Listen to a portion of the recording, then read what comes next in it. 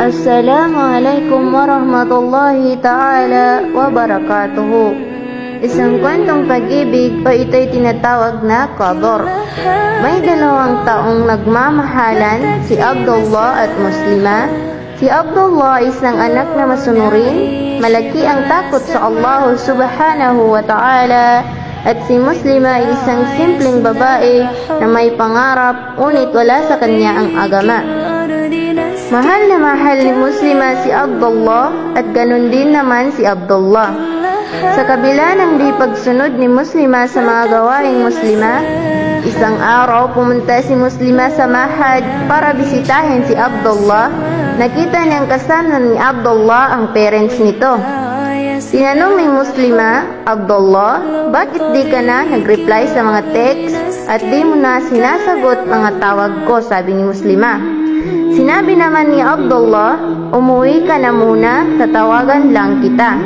Umuwi nga si Muslima nang di man lang pinakilala ni Abdullah. Nahiya kasi si Abdullah sa mga magulang nito dahil si Muslima ay nakapantalon pero nakahijab. Hinintay ni Muslima ang tawag o text ni Abdullah. Halos hating gabi na tumawag si Abdullah sa kanya. Muslima, patawarin mo ako dahil ikakasal na ako bukas, sabi ni Abdullah. Ikakasal ako sa babaeng malaki ang pananampalataya sa Islam. Habang pinapakinggan nito ni Muslima ay para siyang binagsakan ng langit at lupa. Di niya namamalayan na huhulog na pala ang mga luha niya, di na siya nagsalita at pinutol na lang ang tawag. Sa sama ng loob ni Muslima kay Abdullah, inalis niya ang SIM nito, nagsambayang ng Fajr. Habang nagsasambayang si Muslima, sumasabay din ang patak ng mga luha niya.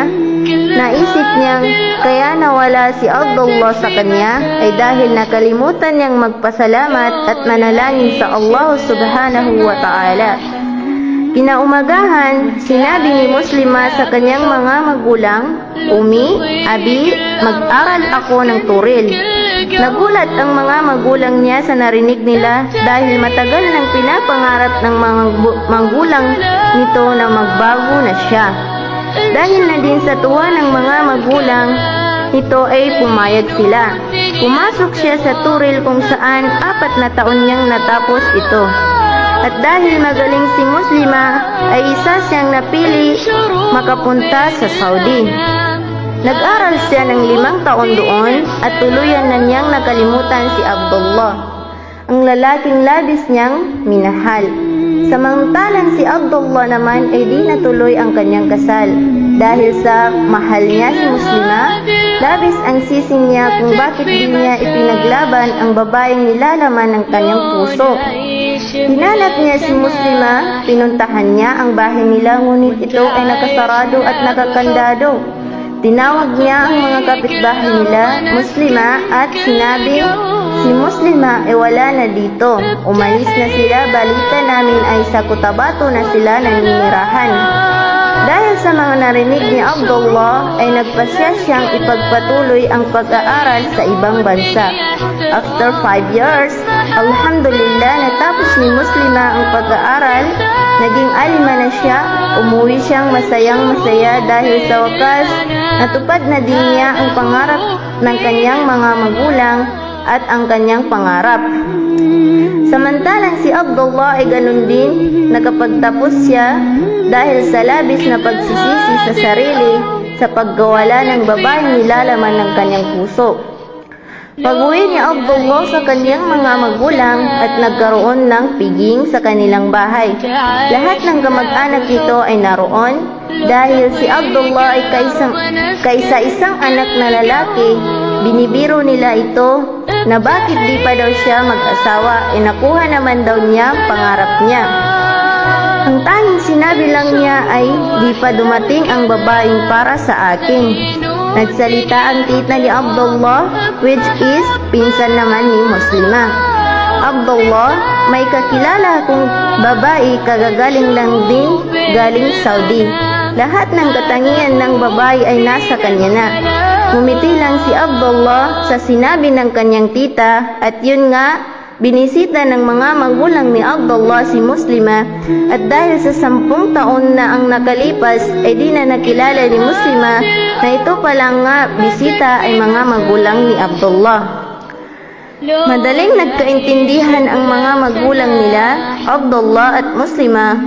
Bago ang kasal, nagsambayang ng Fajr si Abdullah at ganun din si Muslima. Sabi ni Abdullah, "Ya Allah, kung nasaan man si Muslima, sana'y lagi siyang nasa mabuting kalagayan. Mahal na mahal ko siya, di ko tinuloy ang kasal ko noon dahil ayaw ko siyang masaktan. Hinanap ko siya ng 4 na taon pero di ko siya natagpuan. Sana'y mapatawad niya ako." Di namamalayan ni Abdullah na nahuhulog na pala ang kanyang mga luha. At si Muslima naman ay ganun din ang panalangin. "Ya Allah, alam kong nagkasala ako dahil nagmahalan kami ni Abdullah. Akala ko ay kami ay para sa isa't isa. Ngunit hindi pala, ikakasal na ako sa lalaking may pananampalataya sa Allah. Patawarin niyo kami ni Abdullah kung nagkasala kami." Ang buong akala kasi ni Muslima ay kinasal na si Abdullah sa kanyang parental. Ngunit hindi pala ito natuloy. At ito na ang kasal. Natapos na basahan ng kasal si Abdullah, pupuntahan niya si Muslima. Tingnan niya si Muslima para sampayan niya din si Muslima. Pagbukas ni Abdullah ng pinto, nakita niyang nakatalikod si Muslima. Pagharap ni Muslima ay natulala si Muslima at kusang nahulog ang mga luha niya sa mga mata. Nakanikab kasi si Muslima kaya't mata lang nakikita ni Abdullah. Nagtataka si Abdullah kung bakit parang naiiyak ito. Sa isipan niya baka excited lang siya. Nang itaas ni Abdullah ang likod ni Muslima ay labis siyang nagulat sa nakita niya. Ang babaeng nilalaman ng puso niya ay ang kanyang magiging asawa. Niyakap niya si Muslima habang binibigkas ang salitang "Banal amalimusu Allah Ta'ala."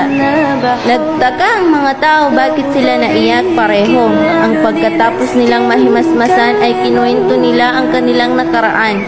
Totoo ang Allah ay dakila, ang kapalaran natin ay maaari natin hilingin. Hanggang dito na lang po. Assalamualaikum warahmatullahi ta'ala wabarakatuh.